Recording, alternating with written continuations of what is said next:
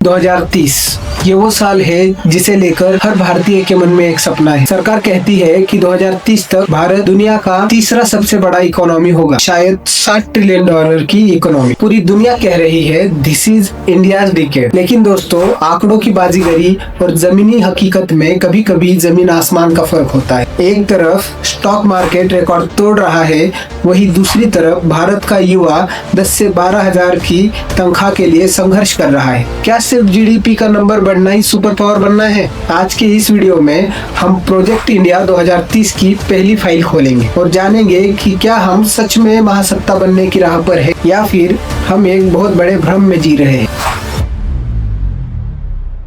शुरुआत करते हैं अच्छी खबरों से। इसमें कोई शक नहीं कि पिछले 10 सालों से भारत ने एक बड़ी रफ्तार पकड़ी है।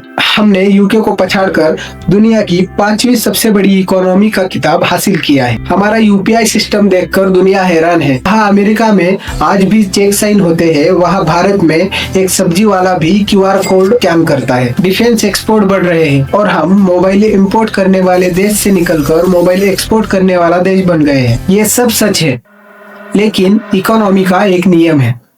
टोटल जीडीपी देश की ताकत बताती है, लेकिन पर कैपिटा इनकम, प्रति व्यक्ति आय, आम आदमी की औकात बताती है। और यही पर कहानी थोड़ी सी डरावनी हो जाती है। इसे एक उदाहरण से समझते हैं।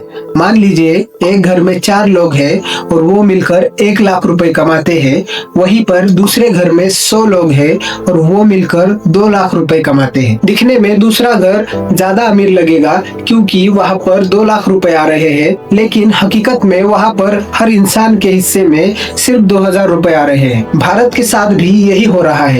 भले ही जीडीपी के मामले में हम दुनिया के 5वें नंबर पर आते हैं, लेकिन जब बात पर कैपिटा इनकम यानी एक आम भारतीय की कमाई की आती है तो हम 190 देशों की लिस्ट में 136 से 140 के नंबर के बीच में आते हैं। हमारा पड़ोसी बांग्लादेश और युद्ध झेल रहा यूक्रेन भी कई मामलों में हमसे बेहतर है। सवाल ये है, अगर देश अमीर हो रहा है तो वो पैसा जा कहाँ रहा है? अर्थशास्त्री इसे कहते हैं के शेप्ड रिकवरी। के अक्षर को ध्यान से देखिए, इसमें एक लाइन ऊपर जाती है और एक नीचे आती है। कोविड के बाद भारत में यही हुआ है। रिपोर्ट्स बताती है कि भारत में लग्जरी कारों की बिक्री रिकॉर्ड्स तोड़ रही है।